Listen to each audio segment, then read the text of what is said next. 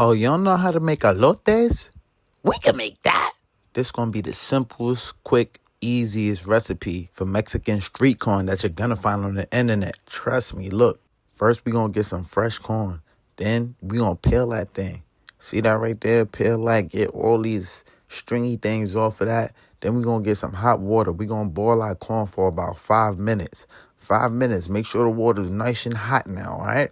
Now, look, after you do that, take the corn out. Put it on something. Maybe a baking sheet, a baking pan, whatever you got in your house, in your pantry. Take it out and use it to lay your corn out because it's finna get real messy. Now, what I use some Duke's mayo, right? But first, before the Duke's mayo, we gonna get some melted butter. I got some Carrie's Gold butter that's melted on here, and I'm gonna just throw that all over. Get the front, the back, all of the sides, everywhere around it. Then we're gonna use the best mayo. That's Duke's mayo. If y'all use any other mayo, let me know which mayo y'all use in the comments. But Duke's is number one for me right here. After you spread them things, you want to spread these things fully. So if you need to, get some gloves, get a brush, go crazy.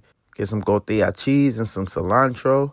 Mix that in one and sprinkle everything over. Make sure you get some tajín. Hit that tajín on top. And then that's basically it. You're basically done.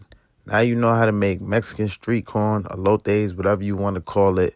For more quick and easy recipes like this, get the cookbook. In the meantime, I'm outie.